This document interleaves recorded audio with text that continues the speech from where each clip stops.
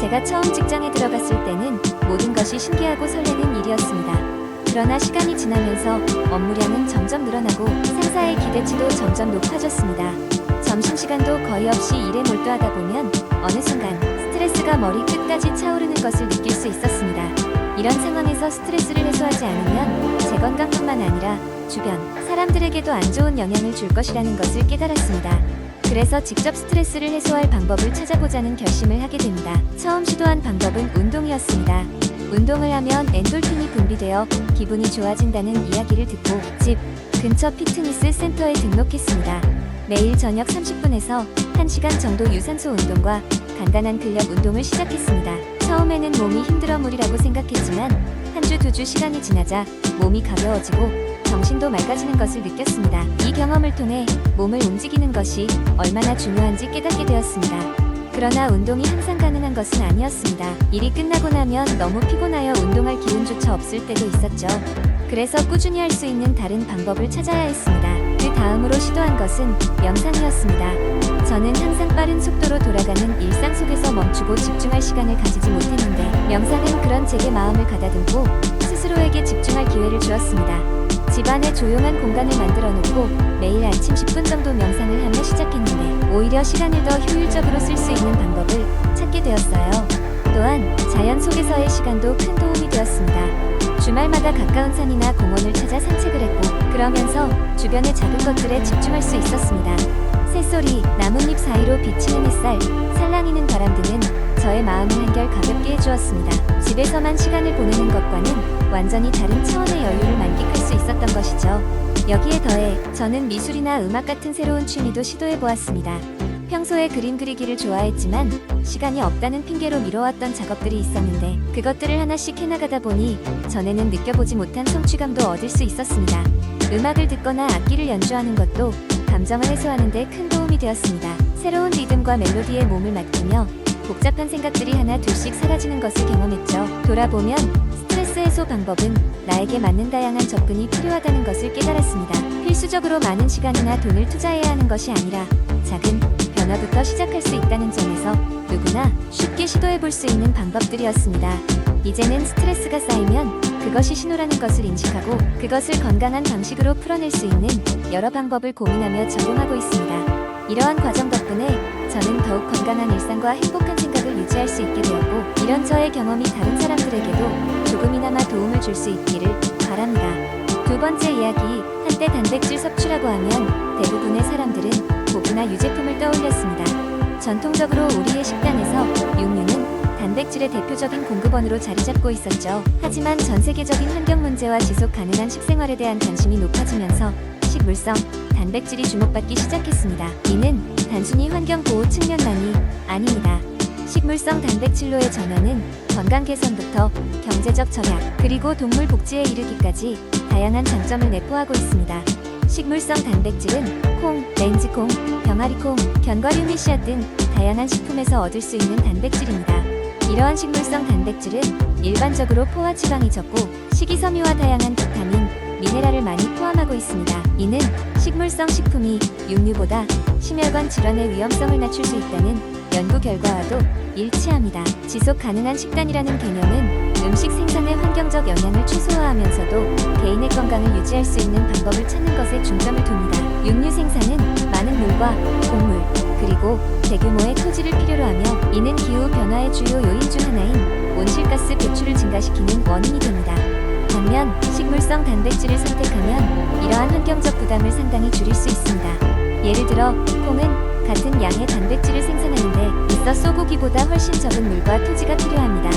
식물성 단백질은 경제적으로도 이점이 있습니다. 육류의 가격이 지속적으로 상승하면서 많은 사람들은 더 저렴한 대안을 찾기 시작했습니다. 이는 식물성 단백질이 경제적인 선택지로 떠오른 이유 중 하나입니다. 식물성 식품의 경우 대량 생산이 용이해 공급망의 안정성이 높고 이는 가격 변동성을 줄이는 데 기여합니다.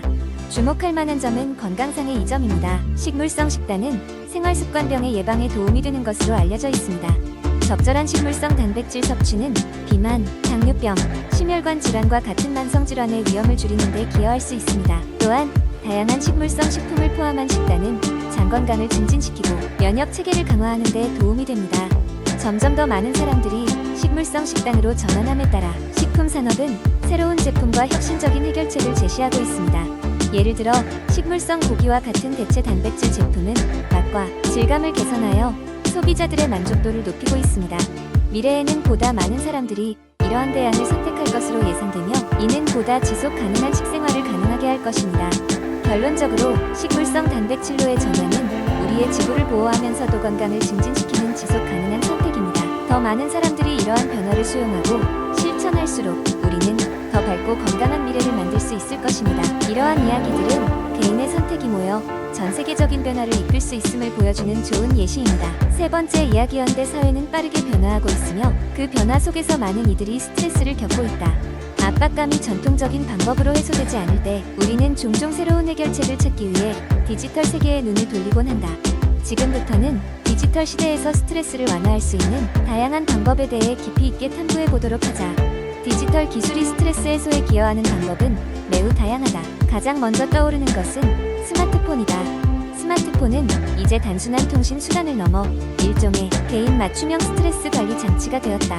예를 들어 다양한 스트레스 해소 앱은 명상이나 호흡, 운동 등의 기능을 제공하며 사용자들이 언제 어디서나 나만의 힐링 시간을 가질 수 있도록 돕는다. 특히 명상 앱은 짧은 시간 안에 일상에서 벗어나 마음의 안정을 찾을 수 있는 좋은 도구로 인식되고 있다. 뿐만 아니라 음악과 영상 콘텐츠 역시 디지털 시대의 스트레스 완화에 큰 역할을 하고 있다. 디지털 스트리밍 서비스의 발달로 인해 우리는 손쉽게 자신에게 맞는 음악을 찾아 스트레스를 해소할 수 있게 되었다. ASMR이나 로파이 음악은 집중력을 높이고 긴장을 풀어주는 효과가 있다고 알려져 있다. 이처럼 다양한 음악 장르나 자연의 소리를 담은 영상 콘텐츠는 스트레스에 지친 많은 이들에게 일종의 도피처가 된다. 또 다른 방법은 온라인 커뮤니티와의 상호작용이다. 인터넷은 다양한 사람들과의 연결을 가능하게 함으로써 외로움을 완화하고 공감대를 형성할 수 있는 공간을 제공한다. 여러 SNS 플랫폼이나 온라인 포럼은 비슷한 경험을 공유하는 사람들끼리 서로 이야기를 나누고 지지하며 스트레스를 줄일 수 있는 기회를 제공한다.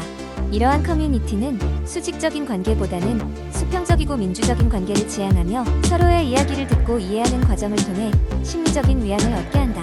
물론 게임도 빼놓을 수 없는 디지털 스트레스 해소 수단이다. 게임은 일상의 걱정거리에서 벗어나 새로운 세상에 몰입할 수 있는 통로를 제공해준다. 다양한 장르의 게임은 개인의 취향에 맞춰 선택할 수 있으며 특히 소셜 게임은 다른 사람들과의 협력과 경쟁을 통해 스트레스를 해소할 수 있는 효과적인 방법으로 주목받고 있다.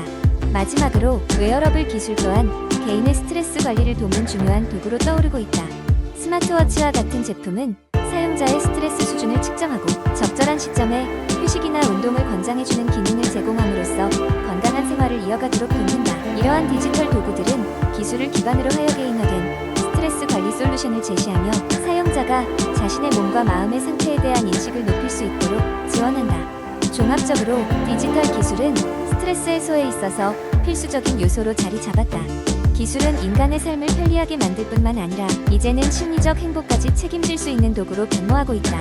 비록 기술이 모든 스트레스 문제를 해결할 수는 없지만 우리의 일상에서 적절히 활용한다면 분명 현대인의 삶의 질을 향상시키는 데 큰 기여를 할 것이다. 네 번째 이야기, 비타민 D는 그 중요성으로 인해 종종 건강 관련 토론에서 중심적인 역할을 차지하곤 한다. 일명 햇빛 비타민이라 불리는 비타민 D는 우리의 몸이 햇빛에 노출될 때 자연스럽게 생성되며 뼈, 건강 유지와 면역 체계 강화에 필수적이다. 그러나 현대 사회에서는 다양한 이유로 인해 비타민 D 결핍이 흔히 발생하고 있다. 우리의 주인공 정우는 회사원으로서 실내에서 많은 시간을 보낸다. 아침 일찍 출근하고 밤늦게 퇴근하는 그의 생활은 햇빛과의 거리가 멀어질 수밖에 없다. 어느 겨울날 피로와 무기력감을 느끼던 정우는 건강검진을 받게 되었고 그 결과 비타민 D 수치가 심각하게 낮음을 알게 되었다. 그제서야 그는 주변에서 사람들이 비타민 D 보충제를 이야기하던 이유를 이해하게 된다. 정우는 친구들과 비타민 D 보충제에 대한 정보를 공유하게 되었고 각자의 경험담이 이어졌다. 친구 중 한 명인 민수는 야외 스포츠를 즐겼기 때문에 상대적으로 비타민 D 결핍 우려가 없었고 그에 맞춰 일주일 몇 번은 햇빛을 쬐는 시간을 가지려 노력했다. 반면 민수의 형은 사무직으로 정우와 비슷한 생활 패턴을 가지고 있었고 인근처 병원에서 비타민 D 보충제가 필요하다는 진단을 받았다. 의사들의 의견은 분분했다. 어떤 의사들은 대다수 현대인들이 실내에서 많은 시간을 보내기에 비타민 D 보충이 필요하다고 주장했고 다른 일부 전문가들은 과다 복용이 오히려 칼슘 흡수를 과도하게 하여 건강에 문제를 일으킬 수 있다고 지적했다. 정우는 균형 잡힌 접근을 선택했다. 그는 주말마다 강변을 따라 조깅을 하면서 자연스럽게 햇빛을 쬐다 보니 서서히 활력이 생기는 것을 느꼈다. 그리고 필요한 경우 의사와 상담하여 최소한의 보충제를 병행하기로 했다. 이렇게 생활 습관을 조절함으로써 그는 비타민 D 수치를 유지함과 동시에 건강한 라이프 스타일을 가지게 되었다. 이러한 정우의 경험은 비타민 D 보충제 필요성에 대한 중요한 질문을 제기한다. 모든 이들이 비타민 D를 복용해야 할까?